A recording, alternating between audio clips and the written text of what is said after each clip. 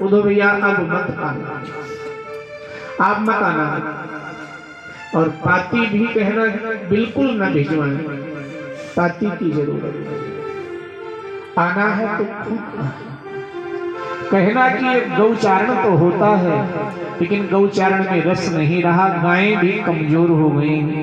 और कहना कि तेरी गायें भी तुझे याद करके रोती रहती है, और तेरे सखा भी अब कमजोर हो गए। उद्धव जी आपको आना नहीं था, किसने पता बता दिया, यहाँ भी सताने आ गए। किसने पता बता दिया, यहाँ भी सताने आ गए।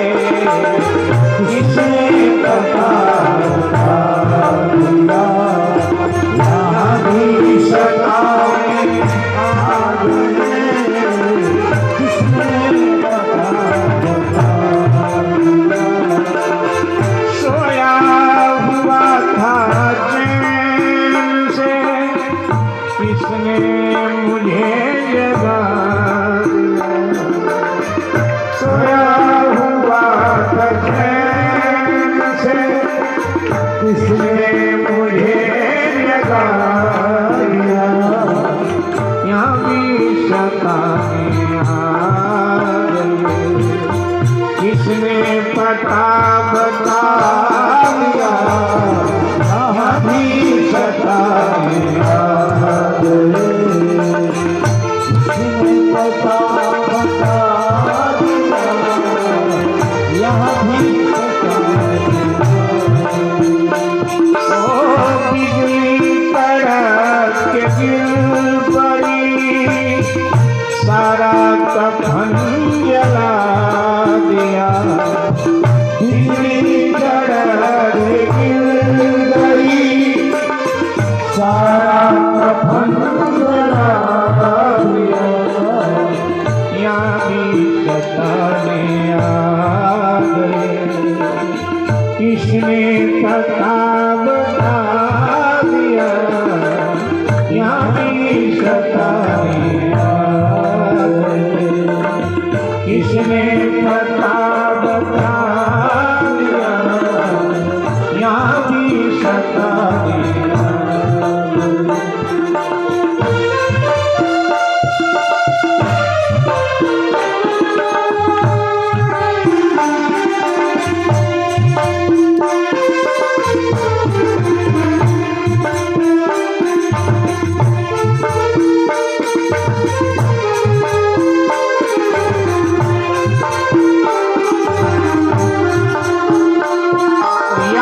उद्धव जी गोपियों के मंडल में पधारे हैं, राधिका जी सहित सभी गोपी। वर्णन मिलता है कि विरहाग्नि में राधा जी तप रही हैं और तब यत्न करती हैं। भगवान के ब्रिज छोड़ने के बाद राधा जी महल में नहीं रही, उनके लिए पर्ण कुटिया बनाई गई है यमुना तट पर। पर्ण कुटी में रहते, जैसे एक वैरागी रहता है ऐसे पर्ण कुटी में रहते। कहीं विरहाग्नि से पर्ण कुटी में आग न लग जाए, तो इसलिए गोपियां यत्न करती हैं पर्ण कुटी को गीला करके रखती हैं। लेकिन राधा जी एक बार हरि नाम ले और श्वास छोड़े तो बस वो पर्ण कुटी एकदम सूख जाती है। गोपियां फिर दौड़ती हैं, पानी लाओ गीला करो। पर्ण कुटी को बार बार गीला करना। रथ पहुंचा और रथ देखा तो गोपियां सब रथ को घेर लेती। कौन हो? बोले हम उद्धव हमारा नाम है, हम कृष्ण सखा हैं, ये पाती लाए हैं। तो हर गोपी ने पाती पर हाथ मारा, मेरे लिए लिखा होगा, मेरे लिए ही लिखा होगा, मेरे लिए ही लिखा होगा। सब अपने अपने तरफ खींचने लगे। पाती के टुकड़े टुकड़े छोटे छोटे टुकड़ों मट भाग जाते हैं लेकर।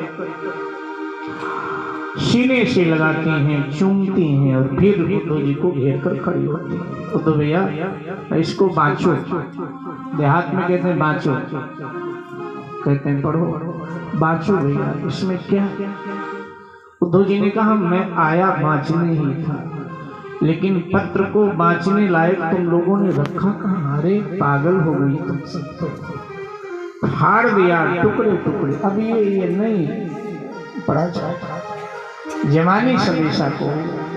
उद्धव जी ने कहा ये व्यर्थ का प्रलाप क्यों करती हैं, ये कृष्ण कृष्ण कहकर रोना। उद्धव ज्ञानी है, उसको प्रलाप लग रहा, उद्धव को प्रलाप लग रहा। अब आप कीर्तन करें तो कई लोग ऐसा कहते हैं।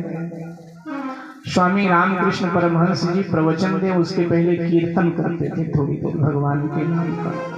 कभी श्री राम जय जय राम, कभी राधे राधे गोविंद कीर्तन करते थे। तो एक उनका साधक अभी कच्चा था, पक्का नहीं था, सत्संग में आता था। तो उसने आज पूछा कि बाबा जी एक ही बात को बार बार क्यों दोहराते रहते हो, एक ही चीज को बार बार दोहराते हो, आधा घंटा ऐसे ही खराब करते हो। सीधे प्रवचन कहा करो, एक ही बात को बार बार श्री राम जय जय राम आधा घंटा खराब करते। बेटा कल बताऊंगा, आज समय नहीं, कल। तो अगले दिन थोड़ा वो विलंब से पहुंचा, भीड़ हो चुकी थी सत्संग में। तो अब वो थोड़ा सर चढ़ा था बाबा का, तो वो भीड़ चीरता हुआ आगे जाने लगा। और जब वो भीड़ चीरता हुआ आगे जाने लगा तो उसकी बात भी स्वामी रामकृष्ण परमहंस को याद आई कि कल ऐसा पूछ रहा था। तो जब भीड़ चीरता हुआ आगे जाने लगा तो रामकृष्ण परमहंस ने उसको बड़ी भद्दी गाली दिया, जो गाली सभ्य व्यक्ति नहीं देता है। ऐसी भद्दी गाली माँ बहन की उसको दिया, एक ही गाली दिया और कहा वहीं बैठे। तो जैसे एक ही गाली दिया और कहा बैठ जा, तो बैठ तो गया लेकिन मुंह फुला लिया पूरी तरह। अच्छे साधु व्यासपीठ से गाली बक रहे, अच्छे महात्मा, दुनिया इनके पास आती है और ये ऐसे करते। अब मन में ये बात आ गई, अब सत्संग में तो मन में बैठा रहा, मन मारना कि पूछूंगा, बंद होने दो सत्संग। अब सत्संग बंद हो गया तो सोचा अब जो कुछ सब लोग चले जाएं, खास खास रह जाए, तो पूछो तो सब चले गए, खास खास रह गए। बोला आकर कर बोला बाबा आपने हमको गाली क्यों दी, हमने क्या बिगाड़ा था, आपने हमको गाली दी। आपकी गाली मुझे लग गई, आपकी गाली मुझे लग। बोले बेटा हमने गाली नहीं दिया, आपने हमारा किसी ने कुछ नहीं दिया, हमने गाली नहीं दिया है। कल आपने हमसे प्रश्न किया था ना, उसका उत्तर दिया। कल आपने हमसे प्रश्न किया था, मैंने उसका उत्तर आपको दिया, गाली थोड़ा दिया। आपने प्रश्न किया था कि ये बार बार दोहराने से क्या होता है, तो हमने तो दोहराया नहीं, हमने एक बार आपको केवल गाली दिया, उसका इतना प्रभाव दुष्प्रभाव पड़ा। तो भगवान का नाम बार बार लिया जाए तो उसका सुप्रभाव नहीं आएगा जीवन में। हाँ बाबा जी ये तो बात है, आएगा। तो यही समझाने के लिए बेटा ऐसा मैंने किया है, बाकी मुझे कोई राग द्वेष आपसे नहीं है। तो उद्धव जी कहते हैं ये प्रलाप क्या करते हैं, कृष्ण कृष्ण ज्ञानी है उद्धव जी। तो उद्धव जी कहते हैं ये प्रलाप क्या करते हैं, निराकार ब्रह्म की आराधना करो। ये पहली बार सुना था गोपियों ने निराकार। तो राधा जी ने गोपियों के तरफ से पूछा कि ये निर्गुण कौन देश को वासी, ये जो निराकार ब्रह्म आपका है वो किस देश में रहता है, उसका रूप रंग कैसा है, हाथ कैसा है, मुंह कैसा है, चलता कैसे है, बोलता कैसे है। उद्धव जी ने कहा और निराकार का मतलब है कि उसका कोई आकार ही नहीं है, हाथ पांव नाक कान कुछ भी नहीं है, वो सब जगह मौजूद है। कोई उसके लिए एक विशेष स्थान नहीं जहां वो रहता हो, वो कण कण में अणु अणु में व्याप्त है, उसका कोई आकार नहीं। राधा जी ने कहा फिर ऐसे अपाहिज ब्रह्म को लेकर मैं करूंगी क्या, हमें तो हाथ पांव वाला ईश्वर चाहिए, हमें तो हंसने बोलने वाला ईश्वर चाहिए।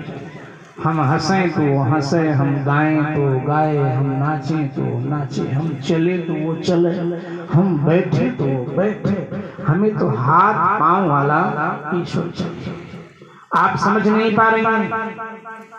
आप मन लगाकर अगर मेरी बात को सुनोगी तो आप सब समझ जाओ। मन से सुनो। राधा जी ने कहा हम सबके पास मन नहीं है उद्धव, यही तो समस्या है। मन होता प्यारे फिर तो क्या बात, मन नहीं रहा मेरे पास। मन कहाँ गया? हमने अपना मन प्यारे श्याम सुंदर को दे दिया। हमारा मन तो को ले गए। और उद्धव मन एक ही होता है। उद्धव मन ना भये 10-20, एक हतो सो गयो श्याम पही को और भय। इसलिए बंद करो आप अपना प्रवचन। एक ही मन था, वो श्याम सुंदर ले गए। किस मन से आपकी बात सुने? हमें कुछ और सुनना ही नहीं है, कुछ नहीं सुनना है। हम तो कृष्ण को ही गाती हैं, कृष्ण को ही देखती हैं, कृष्ण के लिए ही जीती हैं, कृष्ण के सिवाय और कुछ नहीं।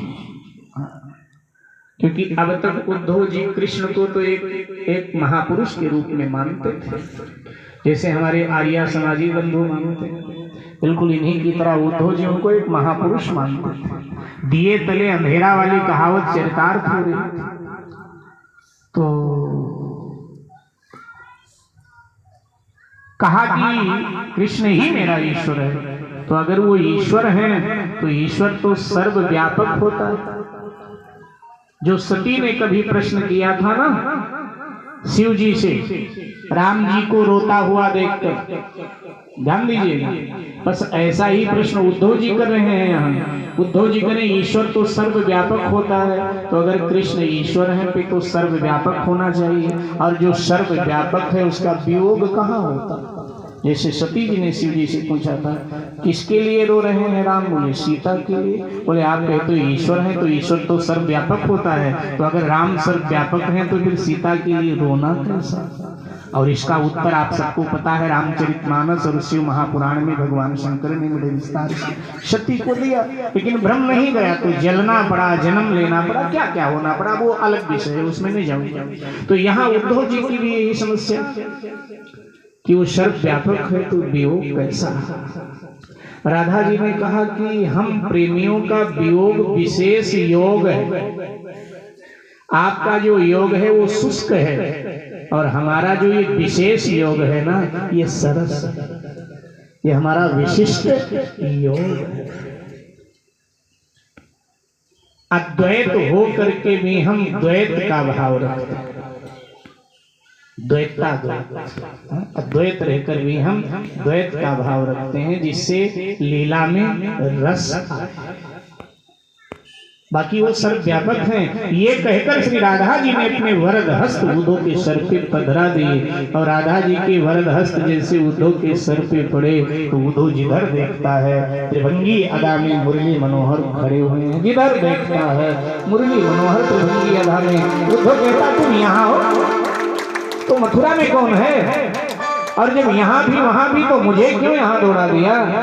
क्या बता रहे हो? भगवान मुस्कुरा जिधर अच्छे हो, हमें वहां से यहाँ भेज। और उद्धव को राधा जी ने ऐसा करके प्रेमा भक्ति का दान दे दिया।